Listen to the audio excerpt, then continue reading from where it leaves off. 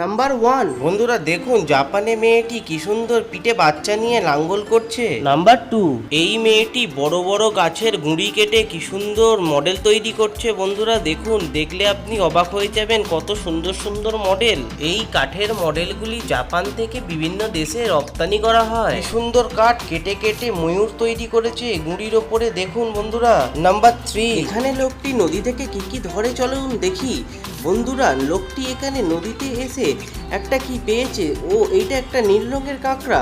বন্ধুরা, এই কাঁকড়া দেখতে সত্যি অসম্ভব সুন্দর, কিন্তু আমাদের এদেশে এই কাঁকড়া পাওয়া যায় না। বন্ধুরা, নীল কাঁকড়া একমাত্র জাপানেই পাওয়া যায়। এই নীল কাঁকড়াগুলির দাম অনেক হয়ে থাকে। জাপানের লোকেরা এই নীল কাঁকড়াগুলি বিদেশে রপ্তানি করে থাকে। দেখুন, পাথরের নিচে থেকে লোকটি আর একটা কি সামুদ্রিক জীব দেখতে পেল। এবার সে ওইটা তুলে দেখলো, ও এটা একটা ইল মাছের মতো বড় জিনিস। দেখুন, লোকটি আবার নদীর পাশে কি সুন্দর আবার একটি নীল কাঁকড়া পেয়েছে। নীল কাঁকড়াগুলি দেখতে সত্যি অসম্ভব সুন্দর।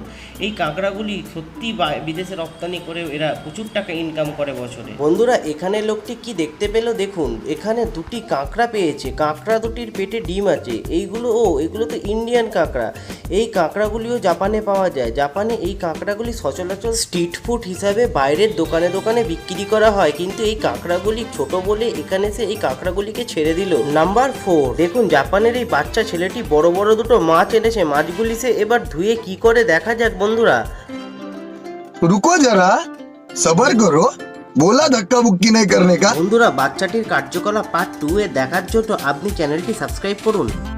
নাম্বার 5। এখানে বাচ্চা মেয়েটিকে দেখুন, সে তার ঠাকুমার সঙ্গে গ্রামের জমির আলে চিংড়ি মাছ ধরতে গেছে। এখানে সে লাল রঙের অনেক চিংড়ি মাছ দেখতে পেয়েছে। বন্ধুরা, সে এই চিংড়ি মাছগুলি কি সুন্দর তুলছে দেখুন। নাম্বার 6। দেখুন, এখানে এই বাচ্চাগুলো সমুদ্র থেকে বড় একটা চিংড়ি মাছ পেয়েছে। এবার সে কি করছে দেখুন, পাথরের ফাঁক থেকে কাঁচি দিয়ে সে একটা কাঁকড়া ধরেছে। কাঁকড়াটি দেখুন বন্ধুরা, কি সুন্দর বাচ্চাটি কাঁকড়া ধরলো দেখুন। বন্ধুরা, ভিডিওটি ভালো লাগলে চ্যানেলটি অবশ্যই সাবস্ক্রাইব করুন এবং পাশে থাকা বেল আইকনটি প্রেস করুন, যাতে প্রতিদিনের ভিডিও পেতে অসুবিধা না হয়।